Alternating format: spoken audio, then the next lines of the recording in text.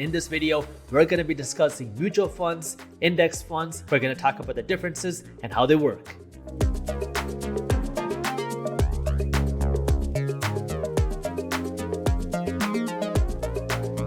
You can think of a fund kind of like a basket of stocks. Instead of trying to find the perfect company to invest in, you can invest in a fund which gives you exposure to a whole bunch of stocks. So if you invest in an individual company and it goes bankrupt, well, now you lose everything.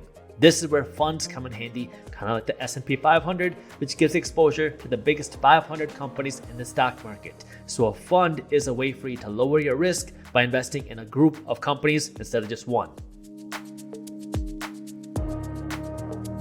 A mutual fund is a fund that's actively managed by a money manager. Now there's going to be a money manager who's going to be investing your money for you into a whole bunch of different companies. Mutual funds have the highest fees because now you're paying for a money manager to actively manage your money.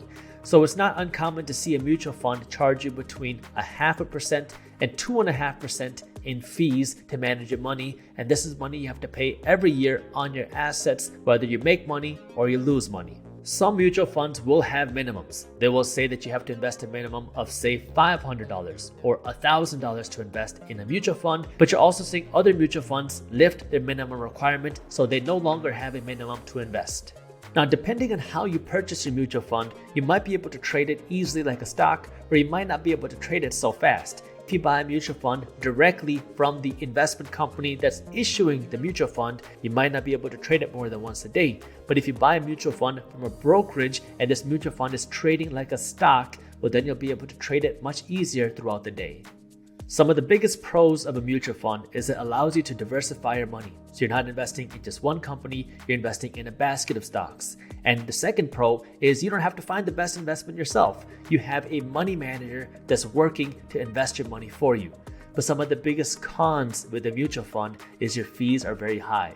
The expense ratio on a mutual fund are a lot higher than the other funds because you're paying for a money manager to actively manage your money. And the second con is many money managers cannot outperform the market year after year after year.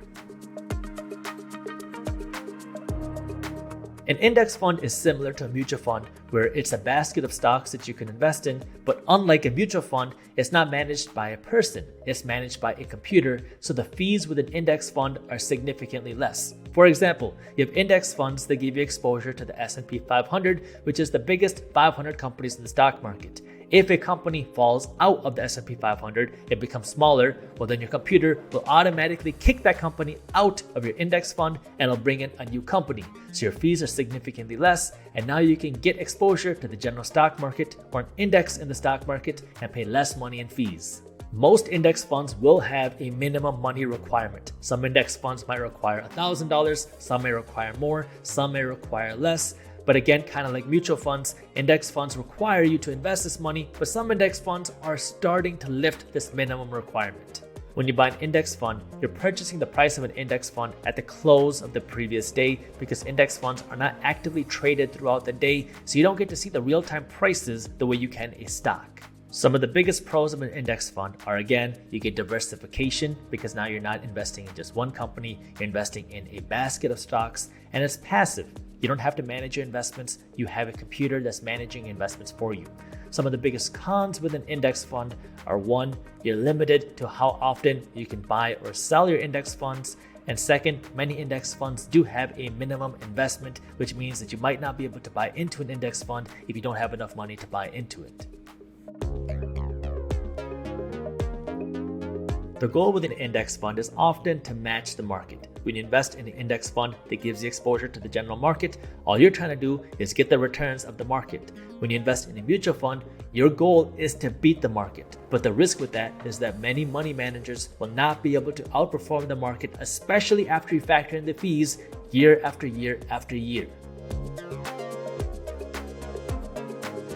If you're not willing to put in the work to research companies, keep up with earnings statements, you should not be investing in individual companies because now you're not keeping up with the company. In your case, it'll be much better for you to just invest in an ETF or an index fund. That way you can get the returns of the market without paying the higher fees. And the key for you to succeed with any of these strategies is you have to be investing your money for the long term, and you have to consistently be investing your money. Whether the market is up or down, you want to stay consistent, and you want to make sure that this is completely passive. That way you stay investing your money consistently for the long term. That's how you win in this game.